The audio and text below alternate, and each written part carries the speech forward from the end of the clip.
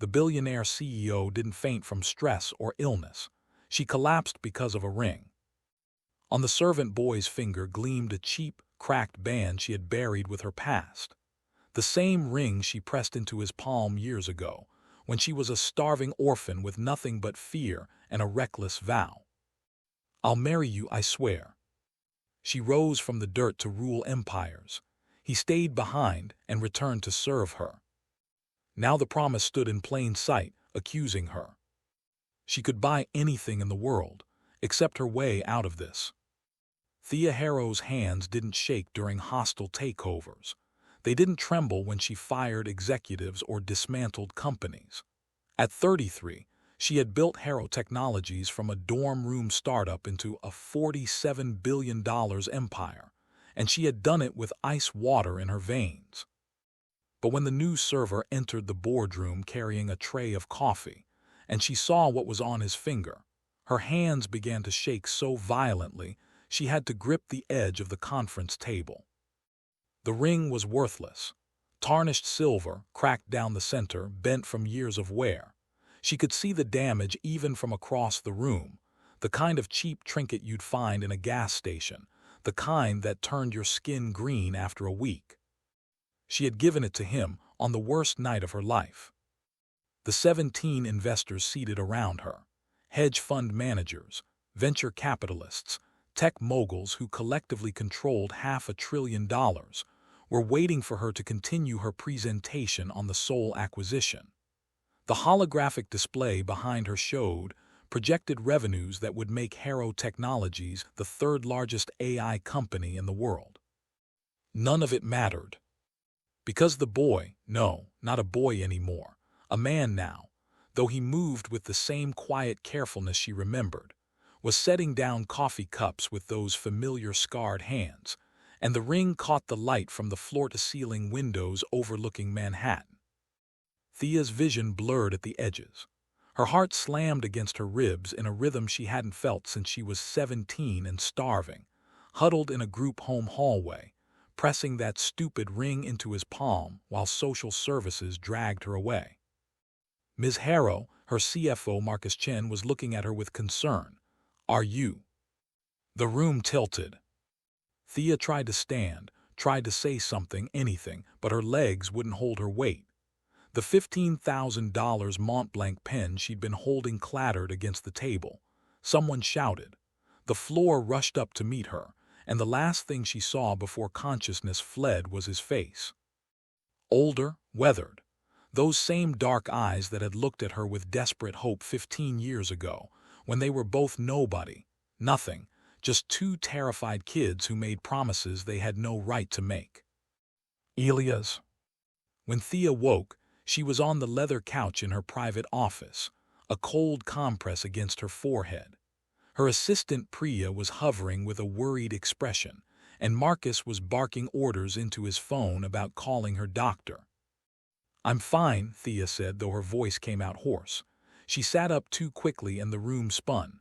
"I'm fine, just low blood sugar." "You collapsed in front of the entire board," Marcus said flatly. "You're not fine. I'm calling Dr. Winters." "Don't." Thea's voice came out sharper than she intended. She pressed her fingers against her temples, trying to think through the fog. "How long was I out?" 90 seconds. The investors are concerned." "Tell them I'm pregnant," Thea heard herself say. The lie came automatically, effortlessly, the way all her lies did now. "First trimester, that's why I fainted. I'll make an announcement next week." Priya and Marcus exchanged glances. They both knew Thea hadn't dated anyone seriously in 3 years. "Who's the father?" Marcus asked carefully. "None of your business." Thea stood steadier now, smoothing down her $8,000 Armani suit. "Send my apologies to the board, reschedule for tomorrow. And Marcus," she paused, her heart hammering, "the new server, the one who brought the coffee, I need his file." Something flickered across Marcus's face. "The temp from the catering company." "Yes." "Why?" "Because 15 years ago, when I was a nobody with nothing, I made him a promise. Because I pressed a worthless ring into his hand and swore I'd marry him if we both survived. Because I thought I'd buried that girl, that life, that stupid naive hope, and now it's walking around my building serving coffee to billionaires. Just get me his file, Thea said. She waited until they left before she allowed herself to lean against her desk, fighting the nausea that had nothing to do with pregnancy and everything to do with the past clawing its way back into her present. Her office overlooked Central Park, 47 floors of steel and glass between her and the streets where she'd once slept. The view had cost her everything: 80-hour work weeks, ruthless decisions, relationships sacrificed on the altar of ambition. She'd become exactly what she needed to become: untouchable. Except Elias had touched her once, and apparently he remembered. Why now? The question burned through her mind. Why come back now after all this time? Her computer chimed. Marcus had sent the file. Thea's hands trembled as she opened it. Name * Elias Thorne. Age * 32. Position: temporary server, Prestige Catering Services. Employment history: multiple service positions, construction work, night security. Address: * 847 Morrison Street, Apartment 2B, Brooklyn. She stared at the address. Morrison Street was in Sunset Park, one of the roughest neighborhoods in Brooklyn. The kind of place where gunshots punctuated summer nights and sirens provided the soundtrack to daily life. The kind of place she'd fought like hell to escape. Her finger hovered over the photo in his file. The image was generic, taken for his catering company ID, but it was him, undeniably him. The same strong jawline, the same dark hair, though it was shorter now, more controlled. But his eyes held something new, something that made her chest tighten. Sadness, bone-deep exhaustion. And beneath it all, something that looked dangerously like determination. Thea closed the file and stared out at the city she had conquered. Somewhere down there, in a Brooklyn apartment she could buy with pocket change, Elias Thorne was probably getting ready for another shift, another day of serving the people who would never see him as anything more than hired help. She could fire the catering company, could make sure he never set foot in her building again, could bury this the way she'd buried everything else from her past. But the ring. He was still wearing the ring. What promise from your past still haunts you, even after you've changed everything about your life? Drop a comment below. Thea didn't sleep that night. She stood at the floor-to-ceiling windows of her penthouse apartment, a 4,000-square-foot palace in the sky that had been featured in Architectural Digest, and watched the city lights blur through her reflection. Behind her, the apartment was a museum of her success: contemporary art worth millions, furniture designed by European masters, a wine collection that would make collectors weep. She owned it all. She felt none of it. At 3 a.m., she finally gave up on sleep and pulled out the shoebox she kept hidden in the back of her closet, beneath the Louboutins and Manilows she wore to crush competitors in boardrooms. The box was battered cardboard, held together with packing tape, completely at odds with everything else in her carefully curated life. Inside were the only things she'd kept from before. A faded photograph of a woman with Thea's eyes and a tired smile, her mother, dead from an overdose when Thea was 7.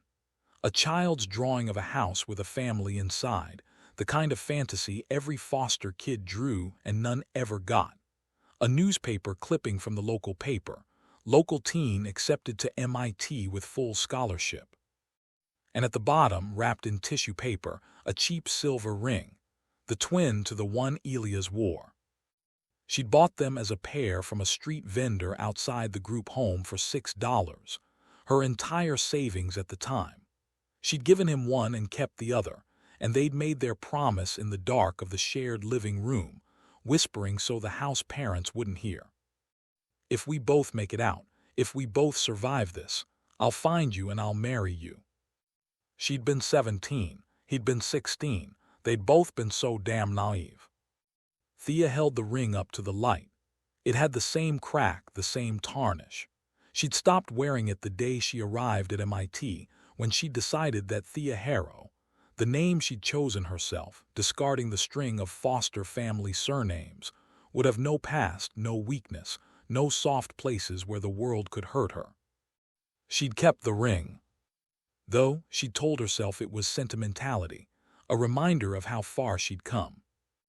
Now she wondered if it had been something else, something like hope.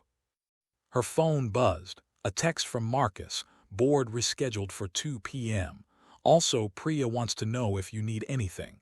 Prenatal vitamins, doctor recommendations. Write the pregnancy lie. Thea typed back, tell Priya I'm fine, and Marcus, I need another favor. Background check on Elias Thorne, everything. Where he's been, what he's been doing. I want to know why he's here. The response came quickly. This is above my pay grade, but I'll do it. Should I be worried?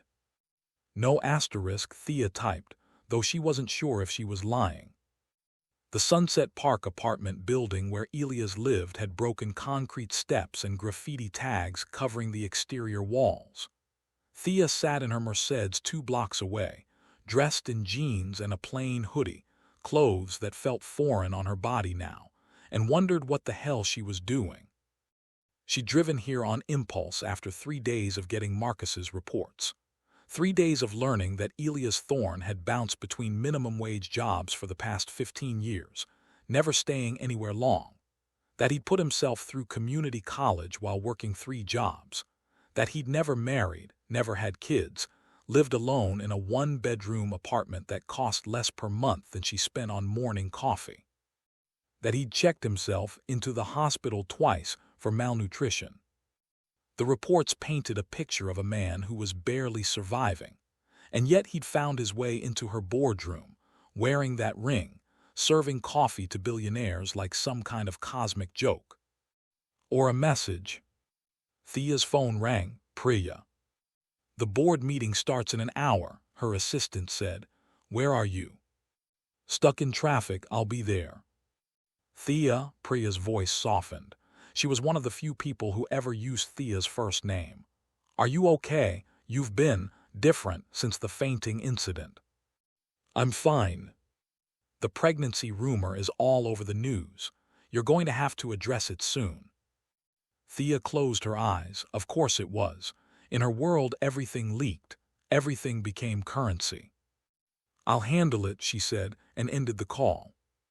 She was about to start the car when she saw him. Elias emerged from the apartment building carrying a backpack, dressed in the same white server's uniform. He looked tired, the kind of exhaustion that lived in the bones, but he moved with purpose, checking his phone as he walked toward the subway station. Thea's heart hammered. She could drive away, could pretend this moment never happened, could go back to her boardroom and her empire and her carefully controlled life. Instead, she got out of the car. Elias. He froze mid-step, turned slowly. For a long moment, they just stared at each other across the cracked sidewalk. 15 years collapsed into nothing. She saw recognition flare in his eyes, followed by something more complicated. Hurt, anger, hope, all tangled together. Thea, his voice was deeper than she remembered, roughened by time. Or should I call you Ms. Harrow now? The words stung more than they should have. What are you doing here? She asked. In my building, wearing that ring. What do you want? Elias looked down at his hand, at the tarnished silver band. A sad smile crossed his face. I wondered how long it would take you to ask. He met her eyes again. I'm not here to blackmail you if that's what you're worried about. I needed a job. The catering company had an opening. I didn't know it was your building until I showed up for the first shift. Bullshit. Believe what you want. He adjusted his backpack. I have to go. I'll be late for work. At my company. I can quit if it makes you uncomfortable. Why are you still wearing it? The question burst out of her before she could stop it. The ring. Why? Elias was quiet for so long she thought he wouldn't answer. When he finally spoke, His voice was barely above a whisper. Because some promises matter, even when the people who made them forget. He walked past her toward the subway, and Thea stood there on the broken sidewalk, feeling like she'd been gutted. She made it to the board meeting with 5 minutes to spare, her mask of control firmly back in place. The investors barely noticed her entrance, too busy discussing market projections and stock prices. But she noticed Elias. He was there again, serving refreshments, moving quietly among the billionaires like a ghost. He didn't look at her, didn't acknowledge her presence at all. Somehow that was worse. Thea delivered her presentation flawlessly, answered every question with razor-sharp precision, closed the sold deal with a handshake that would make the business journals write glowing profiles for weeks. And the entire time she was aware of him, the way he moved, the way his hand, the one with the ring, gripped the serving tray, the way he kept his eyes down, invisible, exactly the way she'd trained herself to be invisible in those early foster homes. Before she decided to become something else, someone else. When the meeting ended and the investors filed out, Thea found herself alone in the boardroom. Except she wasn't alone. Elias was collecting empty cups, his movements efficient and practiced. He still hadn't looked at her. "We need to talk," Thea said. "No, we don't." "Elias, you're a billionaire, Ms. Harrow." He finally met her eyes, and the flatness in his gaze made her flinch. "I'm catering staff. We don't have anything to talk about." "That's not fair." "Fair?" He let out a harsh laugh. "You want to talk about fair? You disappeared 15 years ago. No calls, no letters, nothing. I searched for you for 3 years. Did you know that? 3 years of checking every database, every social service office trying to find out if you were alive or dead." Thea's throat tightened. Then I saw your face on a magazine cover.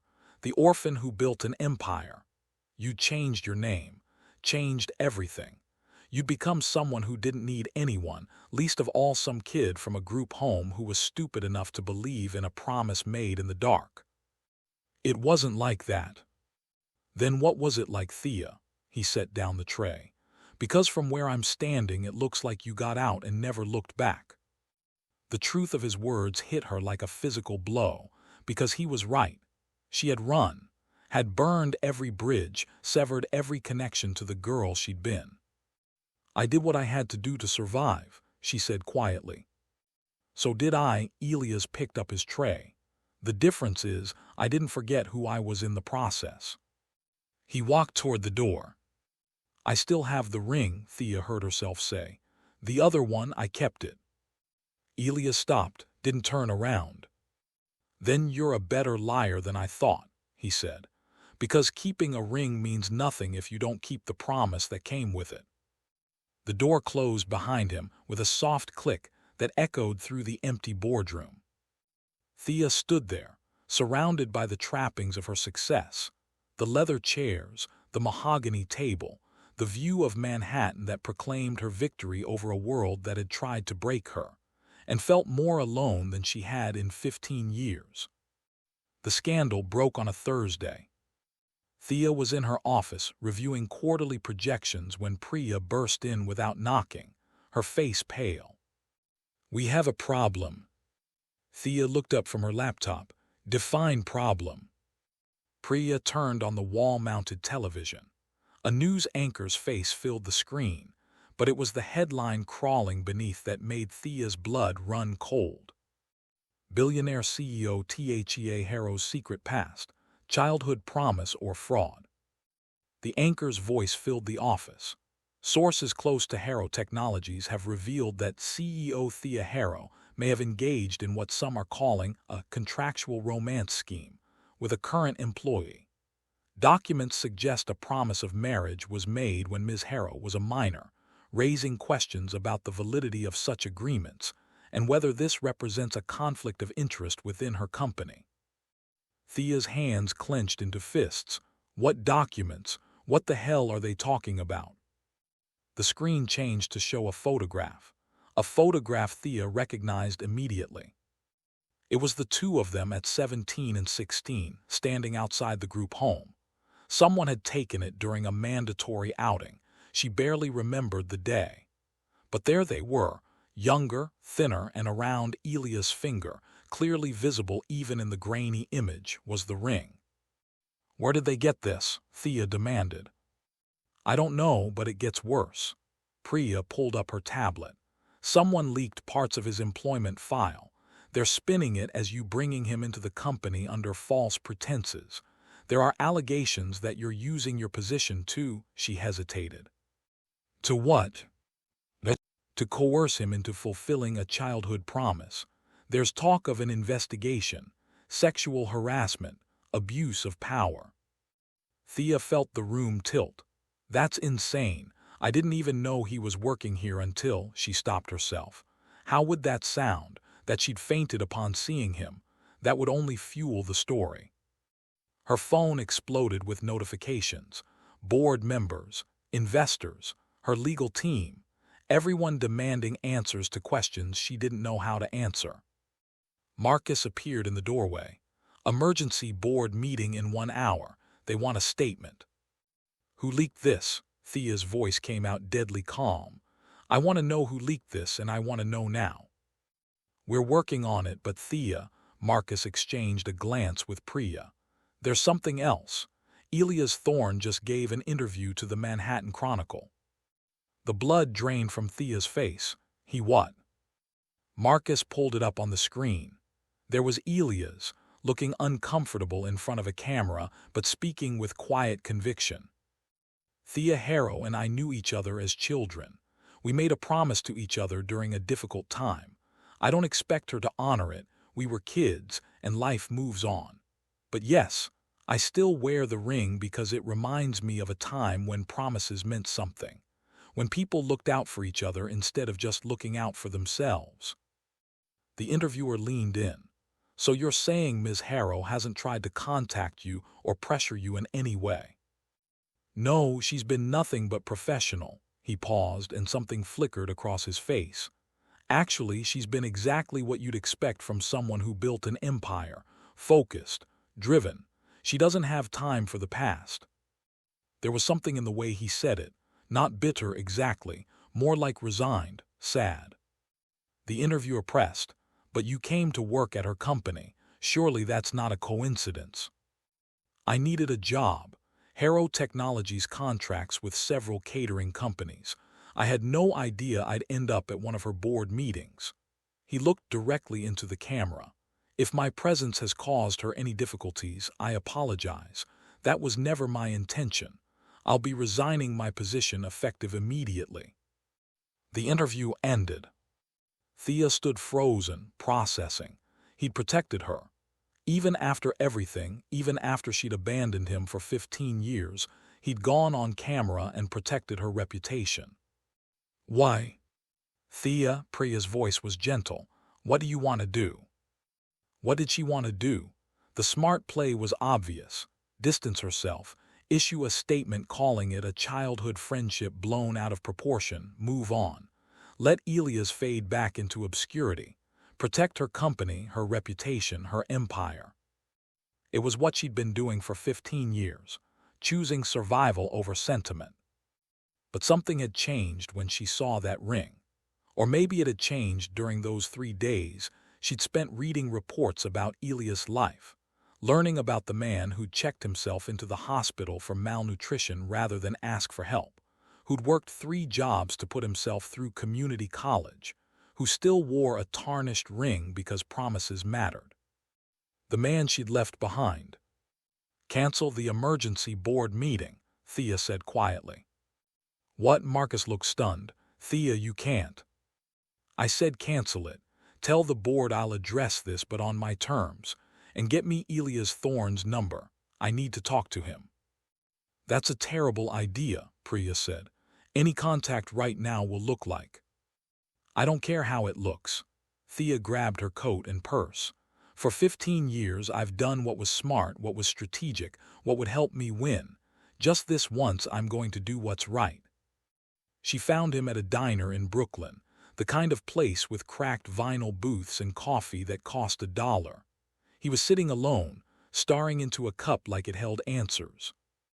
Thea slid into the booth across from him. Elias looked up, surprise flickering across his face. "You shouldn't be here." "Probably not. Your stock price is dropping, I checked." "It'll recover." "The board is probably panicking." "Let them panic." Thea folded her hands on the table, trying to stop them from shaking. "Why did you do it? The interview. You could have destroyed me. You could have sold your story for enough money, too." "To what?" Elias' voice was tired. "To get revenge on someone who doesn't even remember who I am." "I remember." The words came out raw. "Elias, I remember everything." Something shifted in his expression. "Then why did you run?" It was the question Thea had been avoiding for 15 years. The question she'd buried under board meetings and hostile takeovers and the relentless pursuit of success. "Because I was terrified," she said finally. "Terrified that if I looked back, if I stayed connected to that girl, the one who was powerless and scared and had nothing, I'd never escape. I'd never become someone who mattered." "You mattered then." "Not to the world, not in any way that kept me safe." Thea looked down at her hands. "When I got the MIT scholarship, it felt like a lifeline, like a chance to become someone else. Someone who didn't need anyone, someone who couldn't be hurt. Someone who couldn't love," Elias said quietly. The words hung between them. "I made you a promise," Thea said. "I know I didn't keep it. I know I don't deserve." "Stop." Elias leaned forward. "Thea, I didn't come here for revenge or money or to make you honor some childhood vow. I came because—" He pulled off the ring, set it on the table between them. "I came because I needed to see if the girl who made that promise still existed somewhere, if she survived everything you built." Thea stared at the ring. The crack caught the diner's fluorescent light. "I don't know if she did," she admitted. "Then maybe it's time to find out. Have you ever had to choose between the person you became and the promises you made when you had nothing? What did you choose? Share your thoughts below." The next morning, Thea did something she hadn't done in 10 years. She called in sick. Priya nearly had a heart attack. "You're joking," her assistant said. "The board meeting is today. The investors want blood. The stock is down 8% and you're calling in sick." "I have the flu," Thea lied. She was getting good at lying again. "Reschedule everything." "Thea." "That's an order, Priya." She hung up before her assistant could protest further, then stared at her phone, at the number Elias had given her last night at the diner. They'd talked until 2 a.m., two people who'd become strangers trying to find the thread that once connected them. He'd told her about the years after she left, the foster homes that got progressively worse, the 18th birthday when he'd aged out of the system with nothing but a garbage bag of clothes and $63, the jobs, dishwasher, security guard, construction worker, that barely kept him fed, the community college classes he'd taken at night, trying to build something better. "I wanted to prove I could make something of myself too," he'd said, "that I wasn't just disposable." The word had broken something in Thea's chest. Now standing in her penthouse wearing yesterday's clothes, she texted him, "Can we meet? Somewhere private." The response came quickly, "Why?" "Because I owe you 15 years of explanations. And because I don't know how to fix this mess I've made without you." 3 dots appeared, disappeared, appeared again. "Finally, there's a community garden in Red Hook, 147 Van Brunt Street. I'll be there at noon." The garden was a small miracle tucked between warehouses, a patch of green someone had coaxed from concrete and determination. Thea arrived early, dressed in jeans and a sweater that cost more than most people's monthly rent, feeling wildly out of place among the raised beds and hand-painted signs. Elias was already there, kneeling beside a tomato plant, his hands in the soil. "Didn't take you for a gardener," Thea said. He looked up, shading his eyes against the sun. I volunteer here on weekends. Helps me remember that growth takes time, that some things can't be rushed. There was meaning in his words, layers she was only beginning to understand. Can we talk? She asked. Elias stood, brushing dirt from his jeans. Isn't that what we're doing? I mean really talk, about what happened, about, she gestured vaguely, everything. They walked to a bench at the edge of the garden. Around them, the city hummed. Traffic, construction, life moving forward while they sat suspended in the past. The board wants me to publicly deny everything, Thea said. Issue a statement that we barely knew each other, that the ring is a misunderstanding, that there's no truth to any childhood promise. That would be smart. Would it? She turned to face him. Elias. I've spent 15 years being smart, being strategic, cutting away anything that made me vulnerable, and you know what it got me. $47 billion. Loneliness. The admission cost her. I have an empire and nobody to share it with. I win every battle and go home to an empty apartment.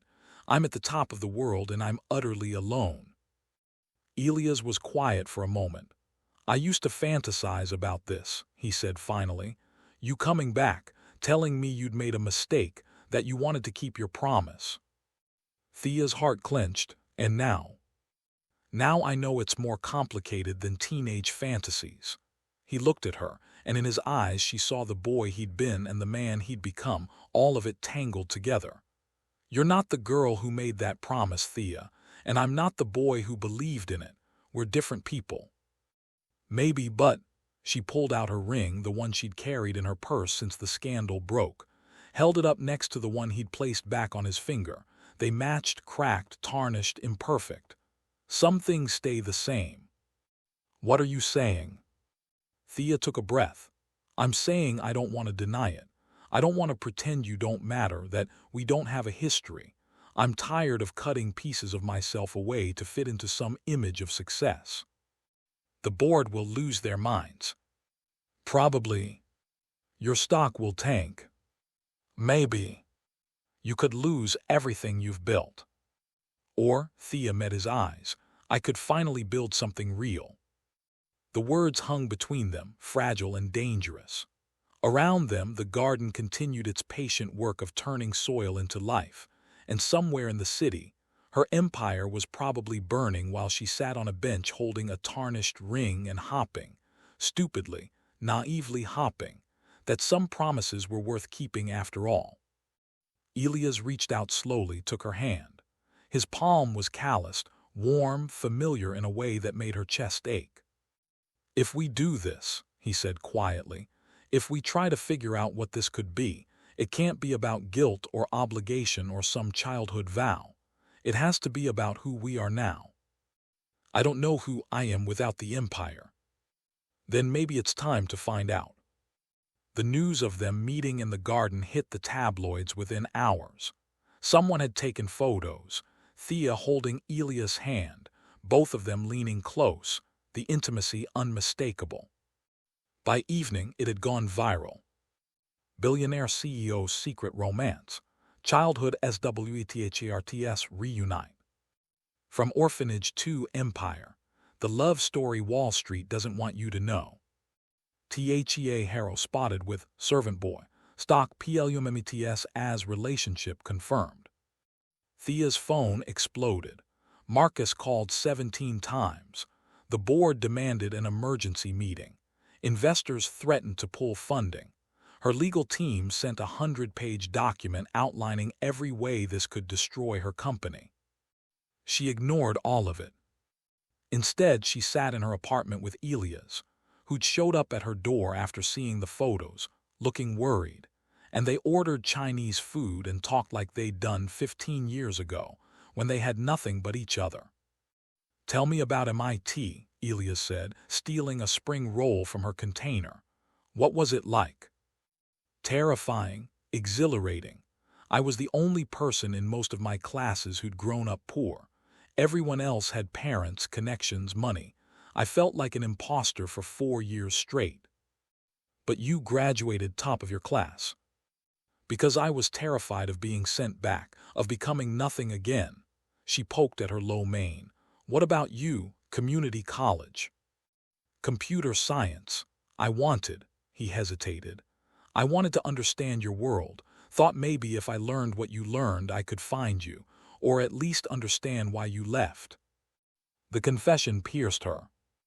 Elias, I'm not saying that to make you feel guilty, I'm just being honest.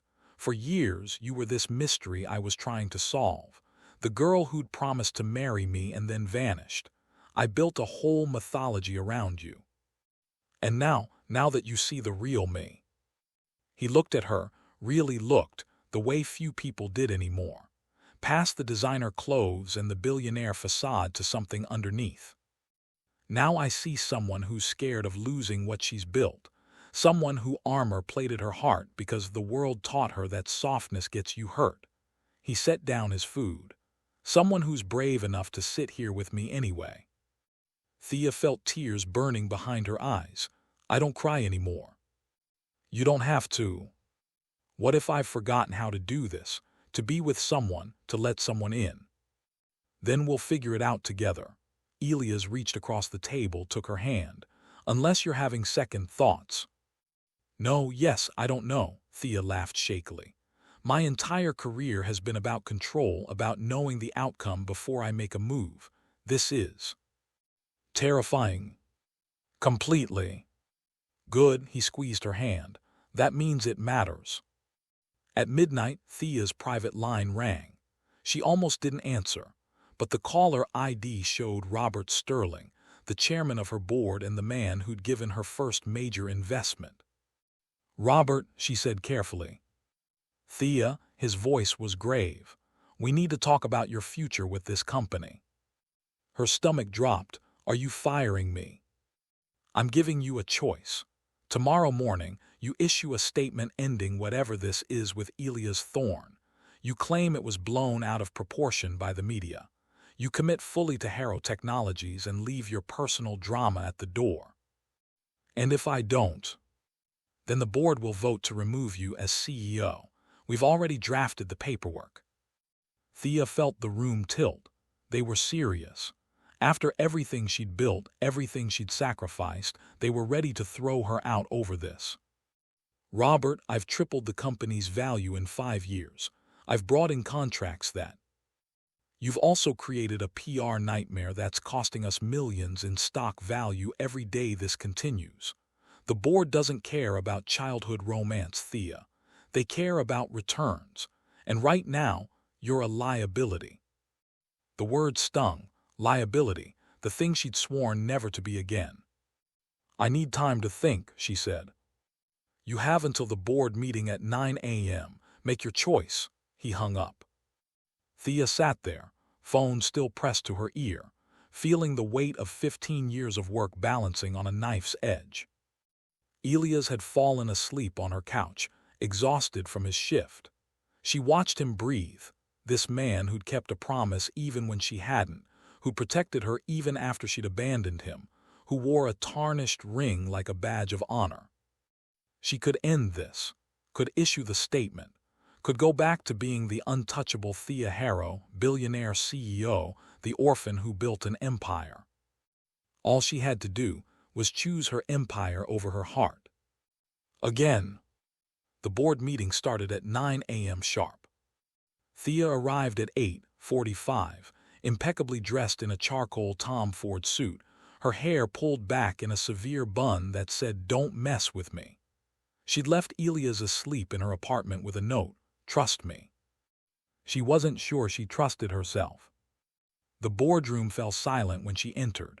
17 faces, some sympathetic, most cold, watched her take her seat at the head of the table. Robert Sterling cleared his throat. Ms. Harrow, I trust you've prepared a statement. I have. Thea set down her briefcase, pulled out a folder. But first, I'd like to present some information the board should be aware of.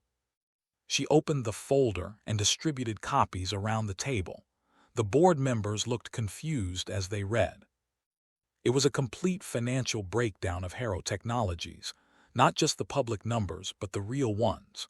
The ones that showed how much of her personal fortune she'd reinvested in the company, how many times she'd taken reduced salary to keep employees paid during rough quarters, the patents she'd filed in the company's name rather than her own, leaving millions on the table. "I don't understand," said Patricia Chen, head of the audit committee. "What does this have to do with your personal relationship?" "Everything," Thea said, "because I want you all to understand exactly who you're threatening to remove." She stood, packing to the windows that overlooked Manhattan. 15 years ago, I was nobody, an orphan who got lucky with a scholarship. When I started this company in my dorm room, I had $300 and a dream that probably should have stayed a dream. She turned to face them. But I built it anyway. I worked 100-hour weeks. I slept in the office. I gave up dating friends, any semblance of a normal life because I was terrified, absolutely terrified of ending up back where I started. Robert frowned. "Thea, we all respect what you've built, but—" "I'm not finished." Her voice cracked like a whip. "For 15 years. I've made myself into exactly what this company needed. I've been ruthless, strategic. I've prioritized profit over people, including myself. And you know what I realized?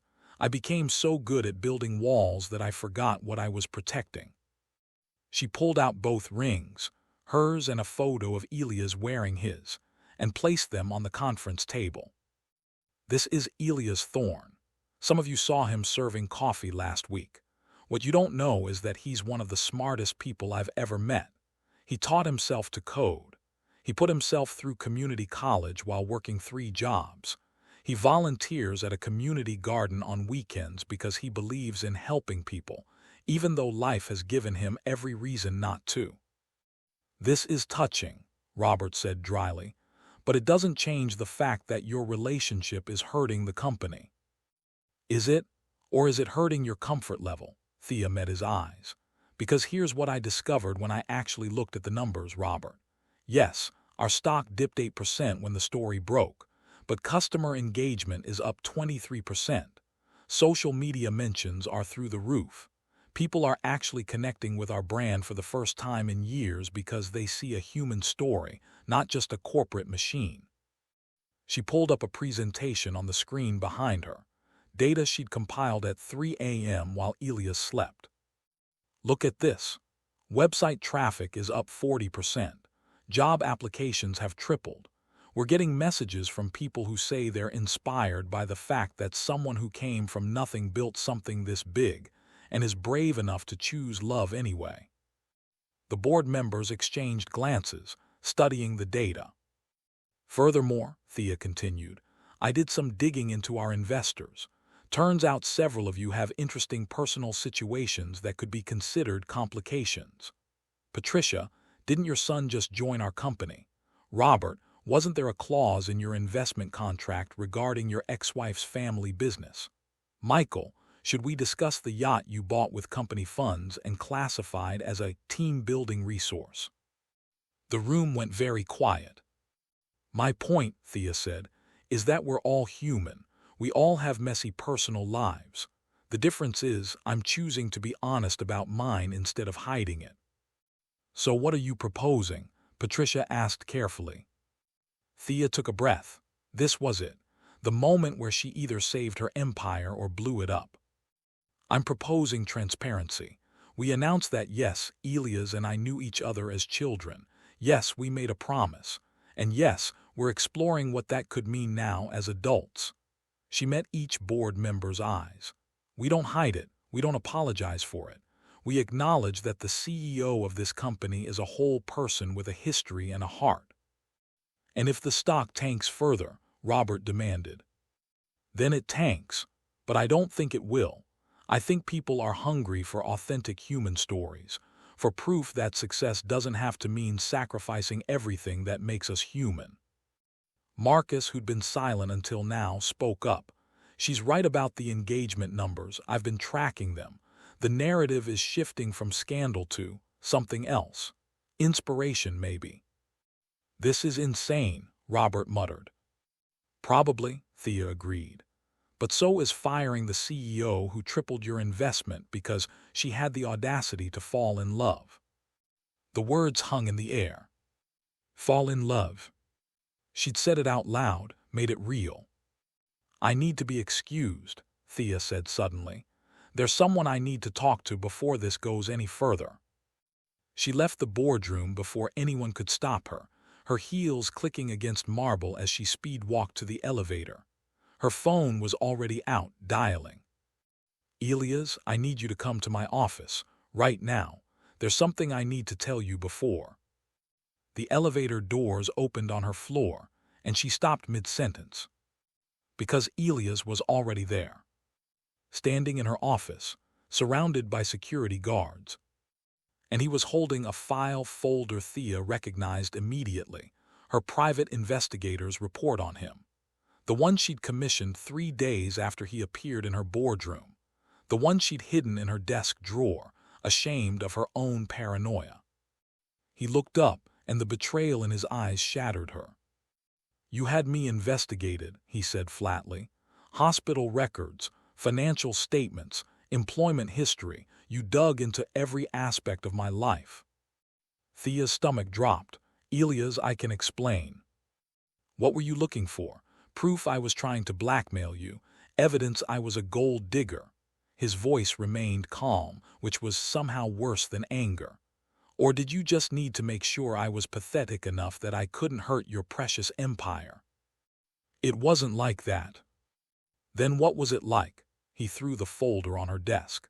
Pages scattered, photos, financial records, hospital intake forms documenting the 2 times he'd been admitted for malnutrition.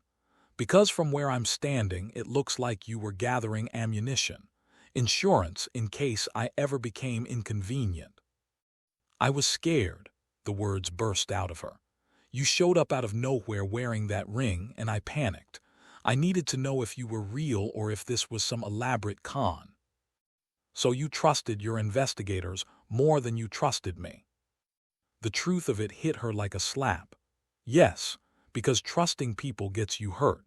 Because I've learned that everyone wants something, and I needed to know what you wanted before I let myself. She stopped. Before you let yourself what? Care about me? Elias laughed bitterly. You're still doing it, Thea. Still protecting yourself. Still treating everything like a business transaction.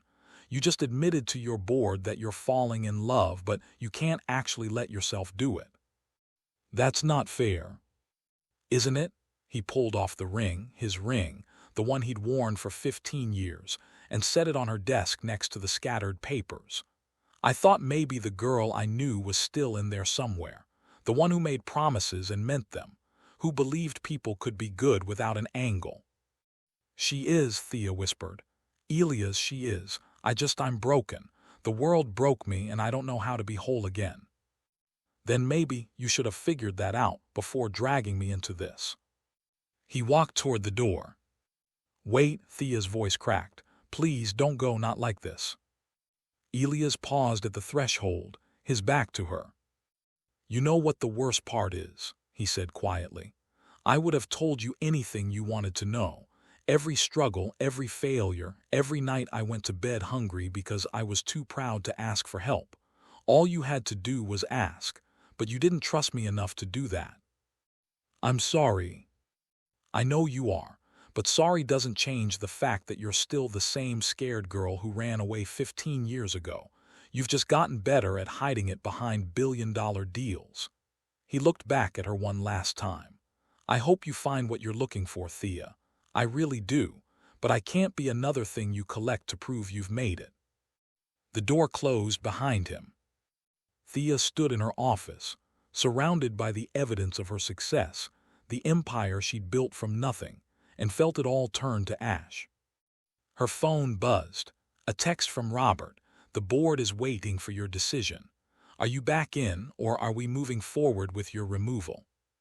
She looked at the ring Elias had left on her desk, the matching one still in her pocket. For 15 years, she'd chosen safety over risk, the empire over her heart. And she'd lost him twice. When the walls you built to protect yourself become the prison that keeps you alone, how do you break free? Tell us in the comments. Thea didn't go back to the board meeting. She stood at her office window, 47 floors above Manhattan, and watched the city blur through tears she hadn't allowed herself to cry in 15 years. Behind her, the ring Elias had abandoned gleamed dully on her desk, a cheap piece of tarnished silver that somehow weighed more than her entire empire. Her phone kept buzzing. Marcus, Priya, Robert, the board demanding answers. She ignored them all. At some point, Priya appeared in the doorway. Thea, the board they're voting without you. Let them vote. They're going to remove you as CEO. I know. Priya crossed to stand beside her. Talk to me. What happened with Elias? I broke it. Thea's voice was hollow. I had him investigated like he was a hostile takeover target instead of someone she couldn't finish the sentence. You were protecting yourself. I was being a coward. Thea finally turned away from the window. Do you know what he said? That I'm still the same scared girl who ran away 15 years ago, and he's right. I've spent my entire adult life running from poverty, from vulnerability, from anything that could hurt me. I just called it ambition instead of fear. So what are you going to do about it? Before Thea could answer, Marcus burst in, his face pale. We have a problem, a big one. He turned on the television. A press conference was in progress, and standing behind the podium, looking uncomfortable but resolute, was Elias. Thea's heart stopped. Want to make a statement regarding my relationship with Thea Harrow, Elias was saying. The cameras flashed like a lightning storm. There's been a lot of speculation, a lot of stories. I'm here to set the record straight. Oh God, Thea whispered. What is he doing? Thea Harrow and I grew up together in the foster system. We made a promise to each other when we were kids, a promise born out of fear and hope and the desperate need to believe we mattered to someone. He paused, and Thea saw his hands clench at his sides. She kept that promise by surviving, by building something extraordinary, by refusing to let the world that tried to break us win. The reporters shouted questions, but Elias continued. I came back into her life unintentionally. I didn't seek her out for money or fame or revenge. I'm a server. I needed work. I had no idea I'd end up at her company. He pulled out the ring, the one he'd left on her desk, except he couldn't have. Thea looked down. The ring was still there. He had another one. This ring is a copy, Elias said, holding it up to the cameras. I had it made 3 years ago when the original started falling apart. Because even though I knew Thea Harrow, the billionaire, would never remember Thea Martinez, the orphan, I couldn't let go of the girl who promised that if we both survived, we'd find each other again. Thea's hand went to her pocket, where her own ring rested. But I was wrong. She did remember.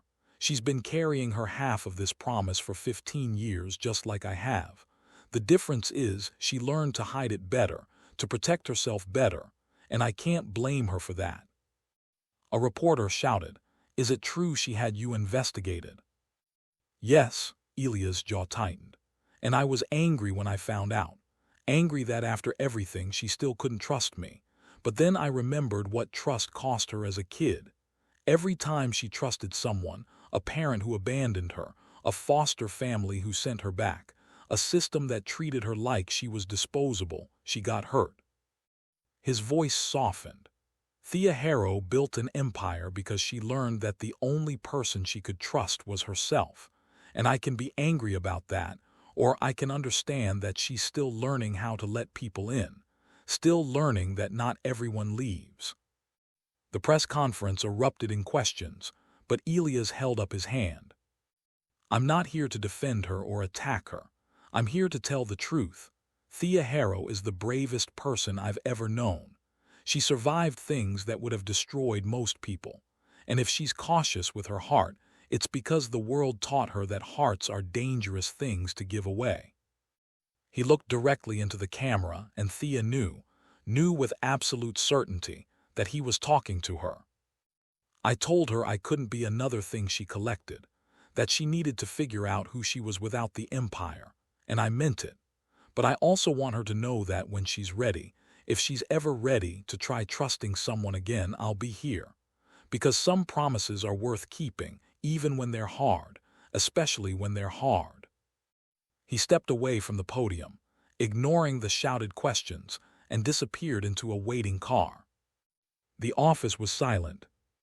"Well," Marcus said finally, "that was either the most beautiful thing I've ever seen or a complete disaster for our stock price, possibly both." Thea couldn't speak, couldn't move. Elias had just gone on national television and defended her, had exposed his own vulnerabilities, his own pain, to protect her from the narrative that she was some heartless billionaire who'd used him. He'd kept protecting her, even after she'd pushed him away. Her phone rang. Robert Sterling. "Turn on CNBC," he said without preamble. Thea nodded at Marcus, who changed the channel. A financial analyst was mid-commentary. "Remarkable turnaround. Harrow Technologies stock jumped 12% in the last hour following Elias Thorne's press conference. Social media engagement is off the charts. Apparently, investors and consumers alike are responding to what they're calling authentic leadership. The narrative has shifted from scandal to inspiration." Another analyst chimed in. "What's fascinating is how this humanizes Thea Harrow. She's been this untouchable figure, and suddenly we see someone who's struggled, who's made mistakes, who's trying to navigate the impossible balance between professional success and personal happiness. It's resonating." Robert's voice was dry in her ear. "Congratulations. Your love life just saved your stock price." "Robert, the board has decided to table the removal vote. Pending, of course, on you actually figuring out what you want and committing to it. We can't have a CEO who's ping-ponging between boardrooms and romantic crises." "I know what I want," Thea said quietly. "Good, because I'm giving you 1 week to sort this out. After that, we need you focused. Understood?" "Understood." She hung up and immediately pulled out her phone, dialing Elias. It went straight to voicemail. She tried again, voicemail. "He turned off his phone," Priya said gently. "Probably got swarmed by press." Thea grabbed her coat. "I need to find him." "Thea, wait." But she was already gone, running for the elevator in $1,200 heels, her perfectly controlled facade crumbling with every step. She tried his apartment first. No answer. The community garden, empty. The diner where they'd talked, the server hadn't seen him. By nightfall, Thea was frantic.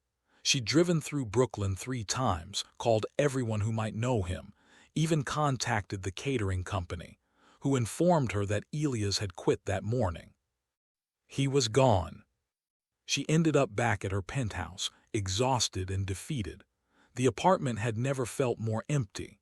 All her success, all her wealth, and she couldn't find the one person who mattered. Her phone buzzed with a text from an unknown number. "He asked me to give you this."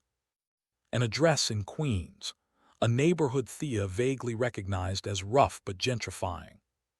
She drove there immediately, barely processing the brownstones and graffiti-tagged storefronts. The address led her to a community center, worn but welcoming, with lights blazing in the windows despite the late hour. Inside, she found a dozen teenagers sitting in a circle, laptops open, and at the front of the room, teaching them to code, was Elias. He looked up when she entered, surprise flickering across his face, but he didn't stop his lesson. "And that's how you debug the loop. See, now try it on your own machines." The teenagers bent over their keyboards. Elias walked toward Thea, and she saw the exhaustion in his eyes, the weight of the day's events. "How did you find me?" he asked quietly. "Someone texted me the address. I think it was meant to be anonymous, but..." Thea looked around the room. "What is this?" "Coding class for foster kids. I volunteer twice a week, teach them skills that might help them." He stopped. "Help them escape." The word landed like a stone. One of the teenagers, a girl maybe 16 with fierce eyes and a guarded expression, looked up. "Is that her, the billionaire?" "Yes," Elias said. The girl stared at Thea with something between awe and suspicion. "You really grew up in the system." "I did." "And you made it out, like all the way out?" "Yes." "How?" Thea looked at Elias, at the ring he still wore, the copy he'd had made because the original was falling apart but he couldn't let go. At these kids who were exactly where she'd been 15 years ago, scared, smart, desperate for someone to prove that escape was possible. "I ran," Thea said honestly. "I ran as fast and as far as I could. I cut ties with everyone and everything that reminded me of where I came from. I built walls so high that nothing could hurt me." The room was silent. "And," the girl prompted. "And I was safe, successful, powerful," Thea's voice cracked, "and completely alone, because when you spend your whole life running from pain, you end up running from love too."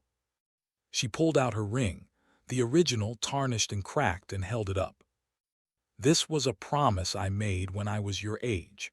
A promise to someone who believed I mattered when the whole world said I didn't. I kept the ring but broke the promise because I was too scared to let anyone close enough to hurt me again." "That's messed up," another kid said. "Yeah," Thea agreed. "It is. But you know what's more messed up? Realizing you've become everything you wanted to be. Except the person you actually want to be." She looked at Elias. "Can we talk, please?" They went to the roof of the community center, a flat expanse with a view of the Queen's skyline, graffiti-covered water towers, and the distant glitter of Manhattan. "I'm sorry," Thea said, "for the investigation, for not trusting you, for running away 15 years ago and running away again last week." "I know." "That's it, you know." Elias leaned against the railing. "Thea, I've been angry at you for 15 years. Angry that you left, that you changed your name, that you became someone I couldn't reach. But today, standing in front of those cameras, I realized something." "What?" "That you did what you had to do to survive, and I can't be angry at you for surviving." He turned to face her. "But I also can't be in a relationship where I'm always wondering when you're going to run again. When things get hard, when I get too close, when the past gets too real, I need to know you'll stay." "How can I prove that to you?" "You can't, not with words or gestures or grand romantic speeches." His voice was gentle but firm. "You have to prove it to yourself first. You have to decide that being vulnerable is worth the risk, that I'm worth the risk." Thea felt tears streaming down her face. The tears she'd held back for 15 years, the ones she'd convinced herself she didn't need. "I don't know how to do that," she whispered. "I don't know how to be anything other than what I've made myself." "Then maybe that's what you need to figure out." Elias stepped closer, cupped her face in his hands. "I love you, Thea. I've loved you since we were kids making impossible promises, but I can't love you enough for both of us. You have to choose this. Choose us. Choose to be brave enough to let someone in." "I'm choosing," she said desperately. "I'm here, aren't I? Being here isn't the same as staying, and staying isn't the same as letting yourself actually feel." He kissed her forehead, gentle, heartbreaking. "Go home. Figure out who Thea Harrow is when she's not running. And if that person wants to keep a 15-year-old promise to a boy from a group home who's now a grown man teaching foster kids to code, you know where to find me." He walked away, leaving her alone on the roof with the city lights and a ring that suddenly felt impossibly heavy in her hand.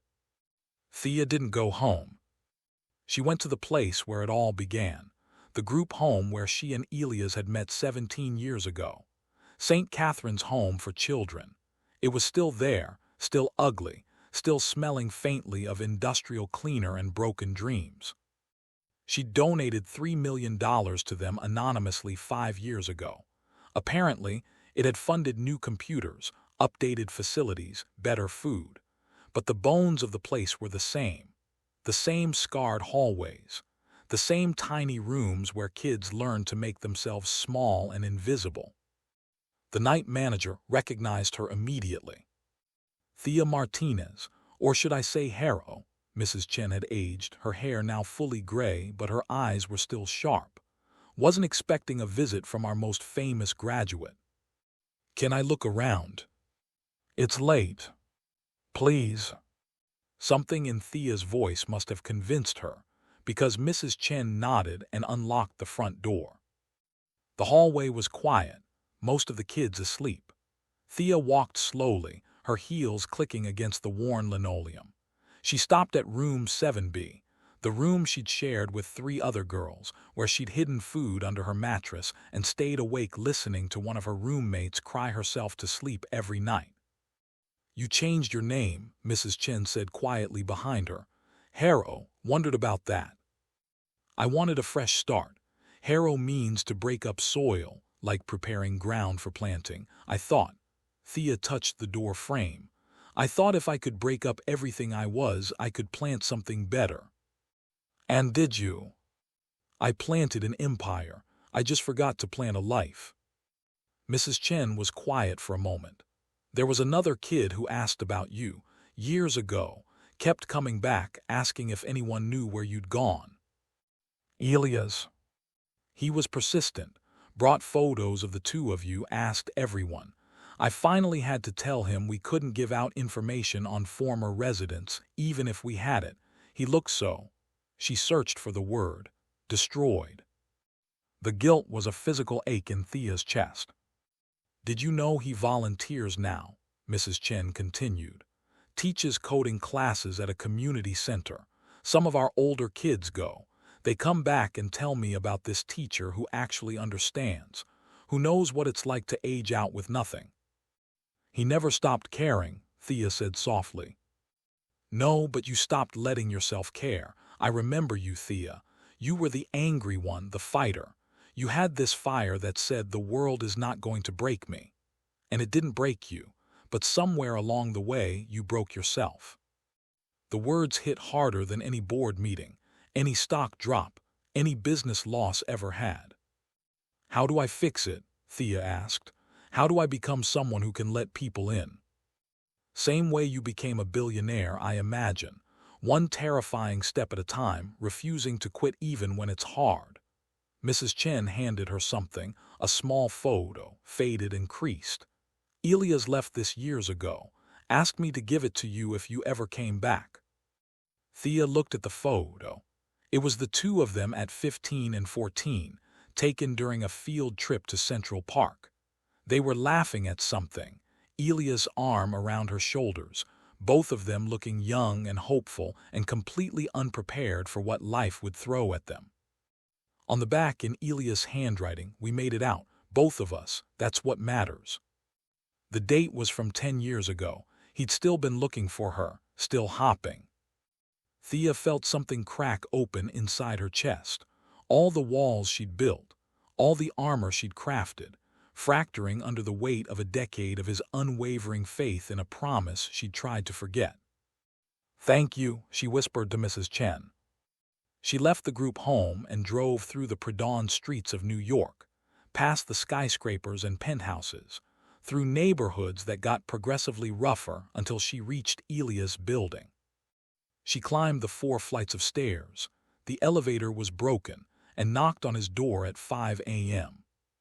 He answered in sweatpants and a t-shirt, his hair messy from sleep, looking confused and beautiful and real in a way that made her heart hurt. Thea, what? I went to St. Catherine's, she said. I saw our old room, I talked to Mrs. Chen, and I realized something. At 5 in the morning. I've been running my entire life, running from poverty, from pain, from anything that could hurt me. I convinced myself it was ambition, but it was fear. She pulled out both rings, hers and the one he'd left on her desk. When you gave this back, you said I needed to figure out who I was without the empire. And you were right. Thea. I'm not done, she took a breath. I spent all night thinking about who Thea Harrow is, and you know what I realized? She's lonely. She's successful and powerful and absolutely terrified of letting anyone matter enough to hurt her. But Thea Martinez, the girl who made a promise in a group home hallway. What about her? She knew how to hope, how to believe people could be good, how to make promises and mean them. Thea stepped closer. I've spent 15 years trying to kill her because I thought she was weak, but she wasn't weak. She was brave. Brave enough to trust when the world gave her every reason not to. Brave enough to love even when it meant risking everything. Elia's eyes were bright with unshed tears. I can't promise I won't be scared, Thea continued. I can't promise I won't have moments where I want to run, where my instinct is to protect myself. But I can promise that I'll try, that I'll stay, that I'll choose you every day even when it's hard, especially when it's hard. Thea, I love you, Elias Thorne. I've loved you since I was 17 years old and you were the only person who looked at me like I mattered. And I'm done running from it. She held out the rings. So here's my promise. I'll marry you.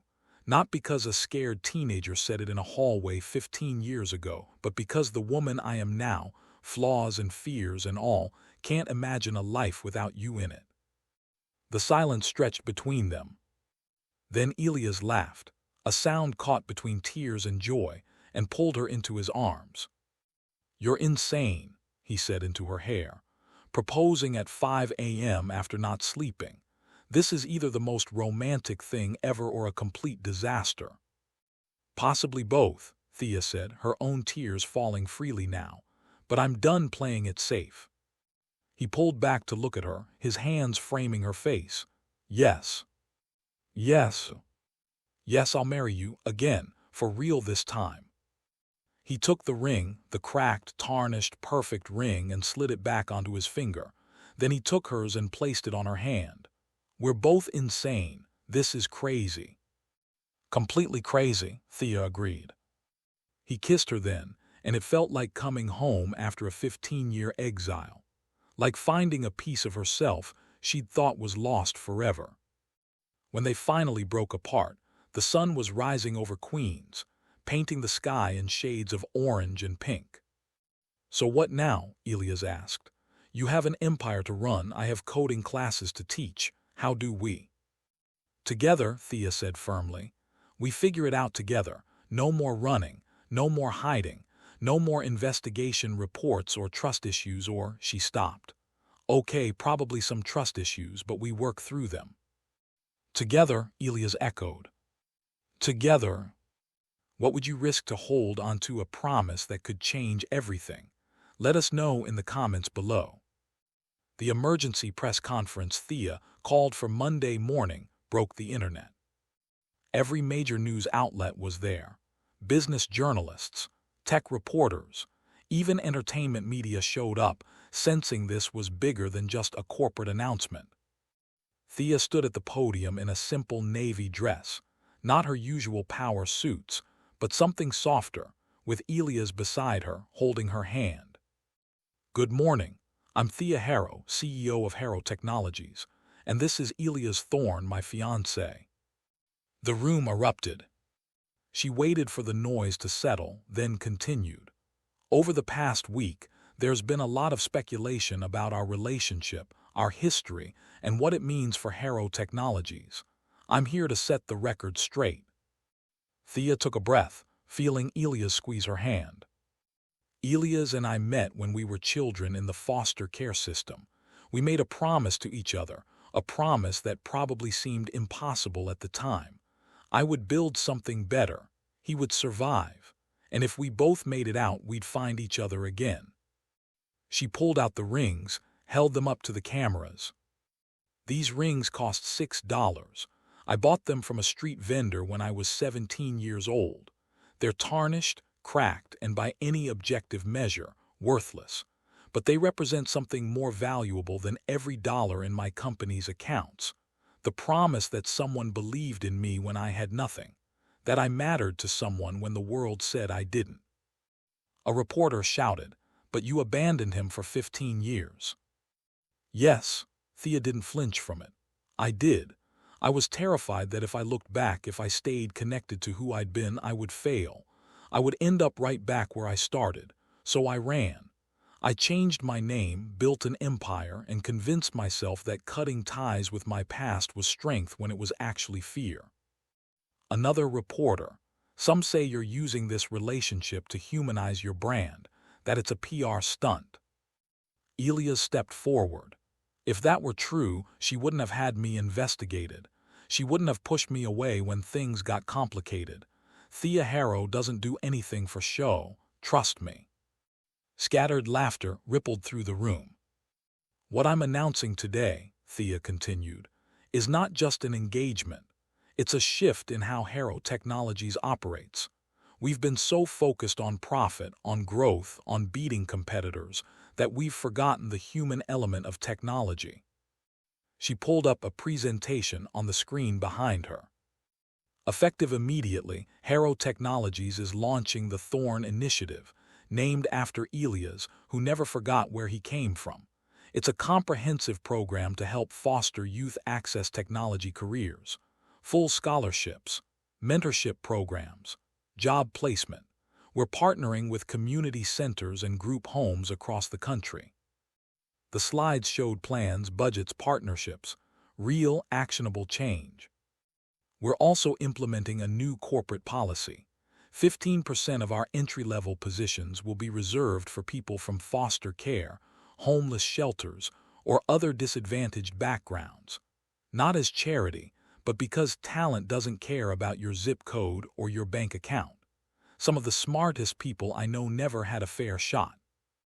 Marcus, sitting in the front row, was frantically taking notes. This was news to him, too. Furthermore, Thea said, I'm restructuring my role as CEO. I'll be stepping back from day-to-day operations to focus on long-term strategy and the Thorn Initiative. Marcus Chen will be promoted to Chief Operating Officer with increased authority. She looked at Elias, who nodded encouragingly. Because I've learned something important this week. You can build the biggest empire in the world and still lose if you forget why you're building it. I built Harrow Technologies to prove I mattered, to prove I could survive. But survival isn't the same as living. A different reporter, what about your stock price? Investors are concerned about. My stock price will fluctuate, Thea interrupted. It always does. But I'd rather build a company that changes lives than one that just makes money. If investors don't like that vision, they're welcome to sell their shares. The room went silent. Robert Sterling stood up from the back. For a moment, Thea thought he was going to publicly denounce her. Instead, he started clapping. Slowly, others joined. Not all of them, some investors looked furious, but enough. Marcus was on his feet, Priya was crying, and somewhere in the crowd, Thea heard someone shout, finally, a CEO who gives a damn. The aftermath was chaotic. Half the board resigned. Thea accepted their resignations gladly and recruited new members, including 3 former foster youth who'd built successful careers and understood the mission. The stock did drop, 7% initially, but then something unexpected happened. Applications to work at Harrow Technologies increased by 400%. Customers started sharing stories about how they'd been helped by the Thorn Initiative. Competitors began quietly implementing similar programs, afraid of looking heartless by comparison. 3 months later, the stock had not only recovered, but reached new highs. Turns out people liked investing in companies that cared about more than quarterly earnings. But Thea barely noticed the stock price anymore. She was too busy working with Elias to expand the initiative, visiting community centers, talking to kids who reminded her of who she'd been. She still ran board meetings and closed deals, but now she did it with someone beside her who knew every version of her. The scared foster kid, the ruthless CEO, and the woman still learning how to let herself be loved.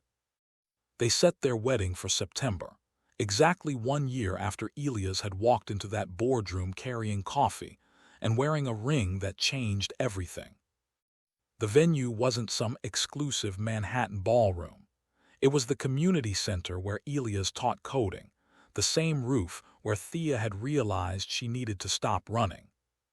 "Are you sure about this?" Priya asked while helping Thea into her dress. It was beautiful but simple, cream-colored silk that felt nothing like armor. "It's not too late to go traditional. Book the plaza, invite all the important people." "The important people are already here," Thea said. She looked out the window at the guests assembling on the roof. 40 people, Marcus and Priya, Mrs. Chen from St. Catherine's, the teenagers from Elia's coding class, a few colleagues who'd become real friends over the past year, Robert Sterling, surprisingly, who'd become one of Thea's biggest supporters. No celebrities, no billionaires who barely knew her, just people who mattered. "You ready?" Priya asked.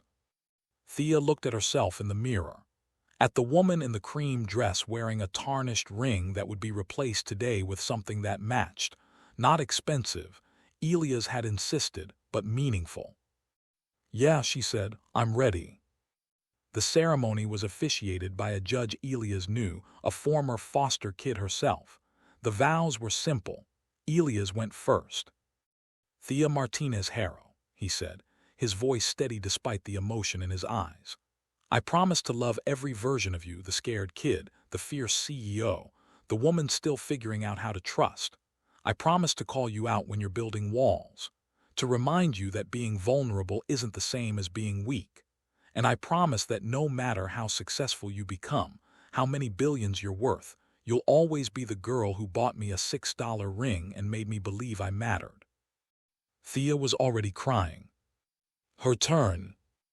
"Elias Thorne," she began, 15 years ago I made you a promise I didn't know how to keep. I ran from it, ran from you, ran from anything that could hurt me. But you never stopped believing, never stopped wearing that ridiculous ring, never stopped hoping that the girl who made that promise still existed somewhere." She took his hands. "She does exist, she's here. She's scared and brave and learning that some things are worth the risk. So here's my new promise, I'll stay. When things get hard, when I want to run, when the past feels too heavy, I'll stay. I'll choose us. I'll choose love. Every single day I'll choose you." "Even when I'm annoying?" Elias asked through tears.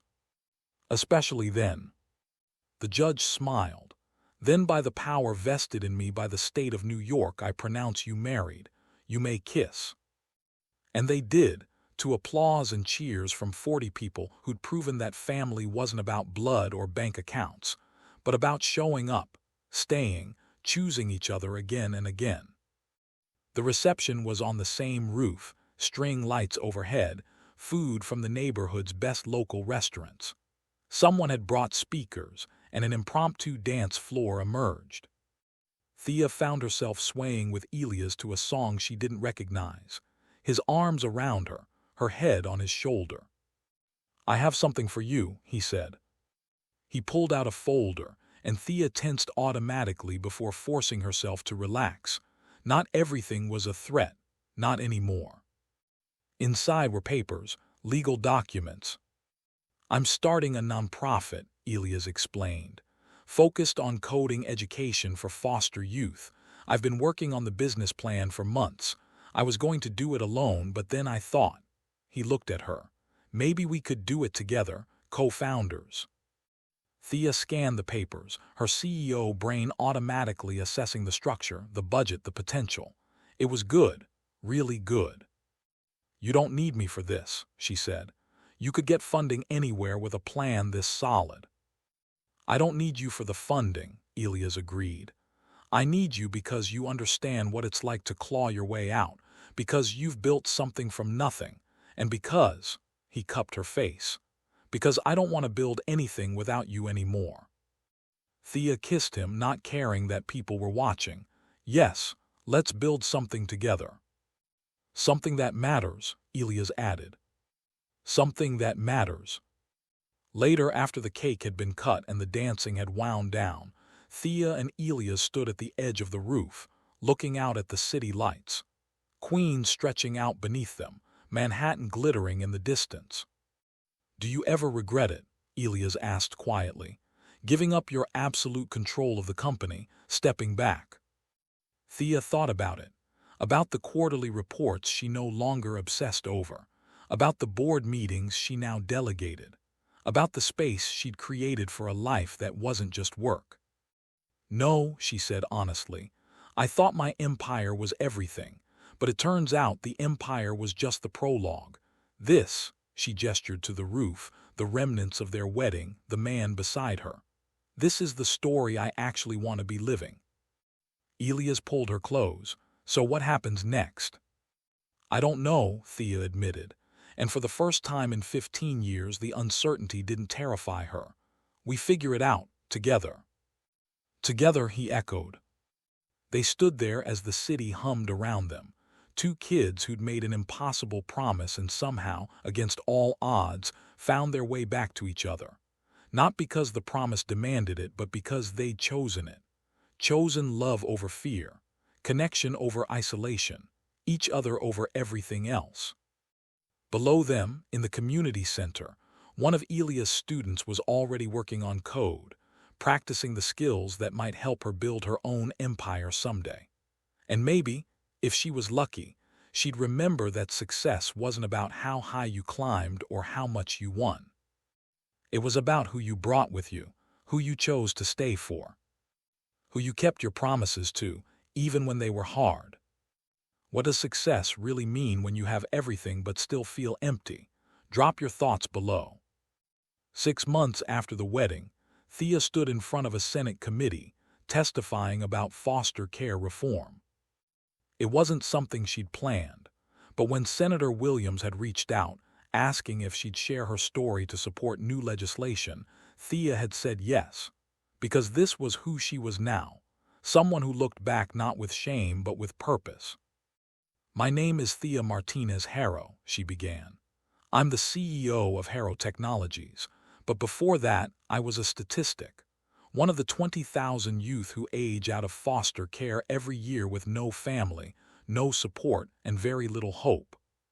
She spoke for 30 minutes, about the group homes that treated kids like inventory, about the foster families who collected checks but provided no love, about the systemic failures that told children they were disposable.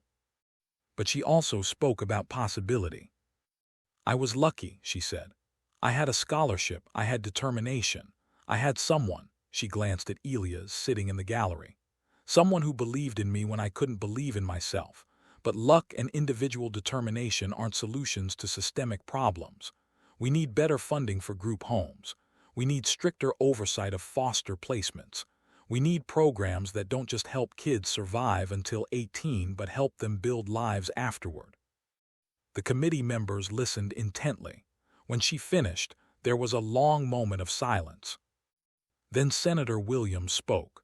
Mrs. Harrow, your Thorn initiative has helped over 5,000 youth in 6 months. What would you say to people who argue that private charity is enough, that the government doesn't need to intervene? Thea looked at him squarely. I'd say that I built a billion-dollar company and I still can't solve this problem alone. Private charity is wonderful, but it's not a substitute for systemic change. Every kid deserves a fair shot, not just the ones lucky enough to cross paths with someone who cares. The testimony went viral within hours. By evening, #foster care reform was trending. Companies were announcing new initiatives. Politicians were scrambling to support the legislation. And Thea's phone was exploding with messages. Marcus, the board is thrilled, stock up 4%, but more importantly, you were amazing. Priya, crying at my desk, you're changing the world. Mrs. Chen from St. Catherine's, 17 years ago, you were so angry at the world. I'm glad you channeled it into something beautiful. But the message that made her cry came from an unknown number. I'm a foster kid in Nebraska. I watched your testimony. I've been taking coding classes through the Thorn initiative. I got accepted to college today. Full ride. I just wanted to say thank you for showing me it's possible. Thea read it 3 times, tears streaming down her face. Elias found her in their apartment. They'd moved to something smaller in Brooklyn, closer to the community center, closer to the work they were building together. "Hey," he said gently, sitting beside her on the couch. "You okay?" She showed him the message. He read it and his own eyes grew wet. "This is what you built," he said quietly. "Not just the company, this." "We built it," Thea corrected. "I couldn't have done any of this without." "Shut up and take the compliment," he said, kissing her forehead. "You testified in front of Congress today. You're allowed to acknowledge your own power. Only if you acknowledge yours. The coding curriculum you developed. The committee specifically mentioned it as a model for other programs." They sat together on the couch, reading and rereading the message from the kid in Nebraska, both of them crying and laughing and holding each other. This was success, Thea realized. Not the $1 billion or the magazine covers or the corner office. This. Knowing that somewhere, a kid who felt powerless was learning they had options, that their past didn't define their future, that promises made in dark hallways by scared children could actually come true. 1 year later, Thea and Elia stood in the lobby of the new Thorn Center, a state-of-the-art facility in Queens dedicated to foster youth education and support. 5 floors of computer labs, counseling services, job training, and safe spaces. The ribbon-cutting ceremony was packed. Politicians, tech leaders, and more importantly, dozens of kids from group homes across the city, their faces bright with curiosity and hope. "This doesn't feel real," Elias whispered to Thea as they prepared to take the stage. "It's real," she said, squeezing his hand. "We made it real." Governor Reeves introduced them. "Please welcome the co-founders of the Thorn Foundation, Thea and Elias Thorn." Thea had taken his last name, not because she had to, but because she wanted to shed the final piece of armor she'd been carrying. Thea Martinez had been the scared child. Thea Harrow had been the woman running from her. Thea Thorn was who she was becoming, someone grounded, connected, whole. They approached the podium together, and Elias spoke first. "When I was 16, I made a promise to a girl in a group home, a promise that seemed impossible at the time. And for 15 years I thought that promise had been broken, but I was wrong." He looked at Thea. "It wasn't broken. It was just delayed, waiting for both of us to become people who could actually keep it." Thea took over. "This center represents a different kind of promise.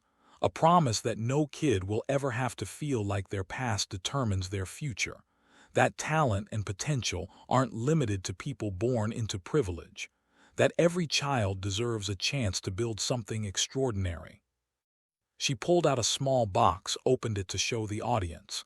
Inside were 2 rings, not the original tarnished ones, which sat framed in their apartment. These were new but simple, each engraved with a date, the day they'd reunited in that boardroom. "These rings remind us where we came from," Thea said. "But this center," she gestured to the building behind them, "this is about where we're going together." The ribbon was cut. Applause thundered. And as kids streamed past them into the building, their eyes wide with wonder, Thea felt something she hadn't felt in 17 years. Not just success, not just survival. Peace. That evening, they skipped the celebratory dinner with donors and drove to St. Catherine's instead. Mrs. Chen met them at the door, surprised but welcoming. "We wanted to show you something," Thea said. They brought her to the car, popped the trunk.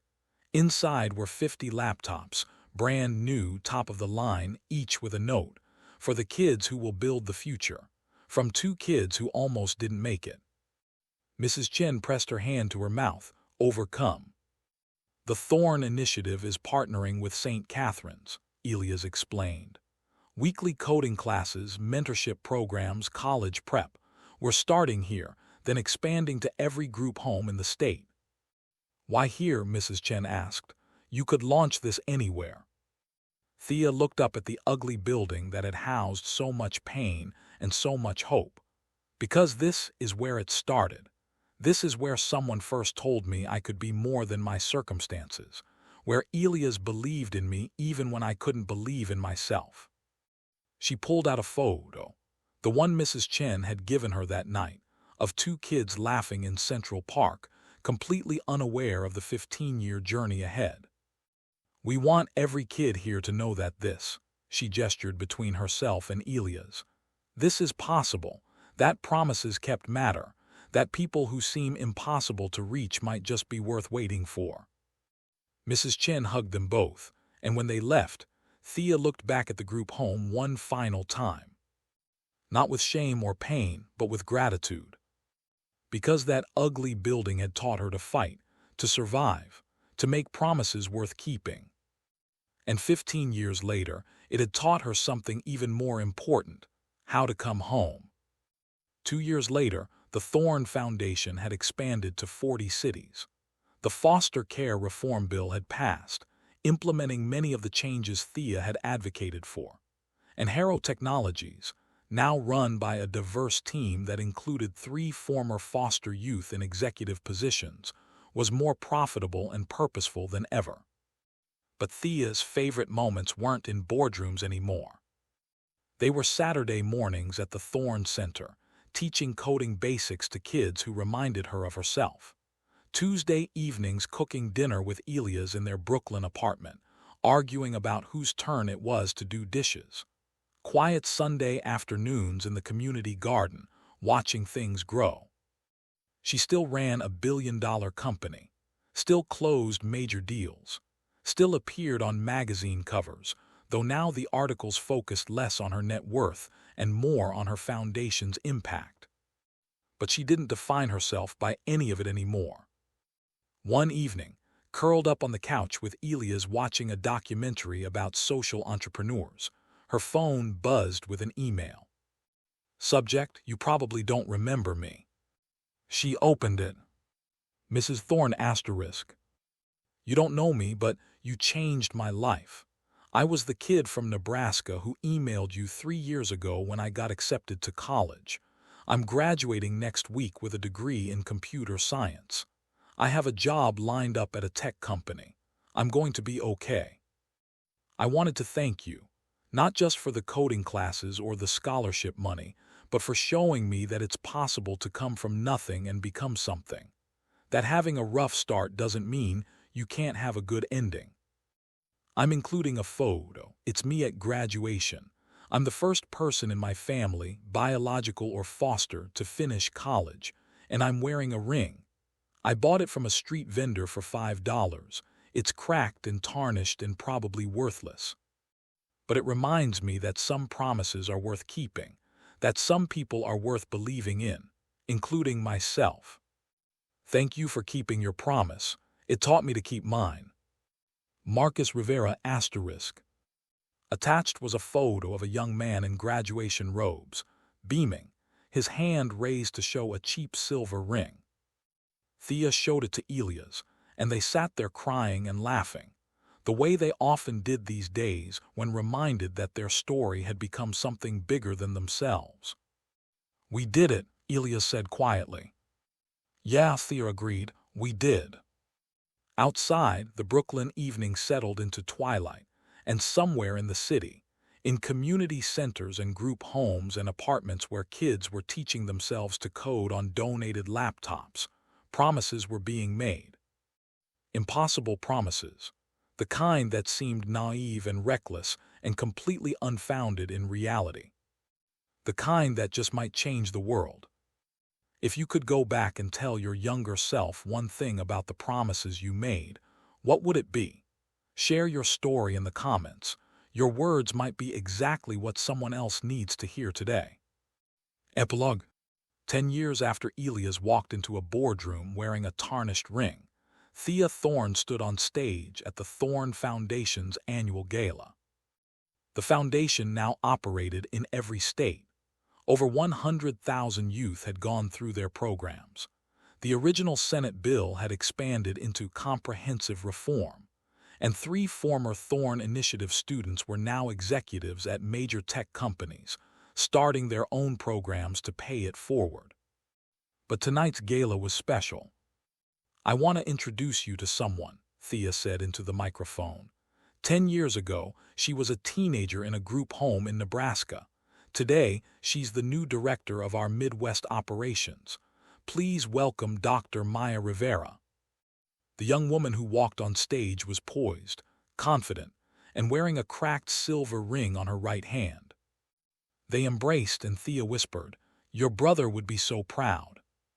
"He taught me to keep my promises," Maya said, "just like you taught him." As the gala continued, Thea slipped out to the balcony, needing a moment. She found Elias already there, staring at the city lights. "Hiding from your own party?" she asked. "Needed air. These events are still overwhelming." She joined him at the railing, and he put his arm around her. "Do you ever think about how different our lives would be if I hadn't taken that catering job?" Elias asked. "If I'd never walked into your boardroom?" "Sometimes," Thea admitted, "but I don't think we would have stayed apart forever. I think we would have found our way back eventually. Some promises are too big to ignore. Even 15-year-old ones. Especially those. They're the ones made when you have nothing to lose and everything to hope for." She pulled out her ring, the original, which she still wore on a chain around her neck for special occasions. "This cost $6, but it bought me something worth more than all the billions in my company accounts." "What's that?" "The belief that I was worth keeping promises to, that I mattered to someone." She looked at him. "You gave me that, even when I ran, even when I didn't deserve it. You never stopped believing the girl who made that promise was still in there somewhere." "She was always there," Elias said softly. "You just had to remember her." Inside, the gala was in full swing. Donors and students, success stories and dreams just beginning. The Thorn Foundation's work would continue long after they were gone, touching lives they'd never meet, keeping promises they'd started but couldn't finish alone.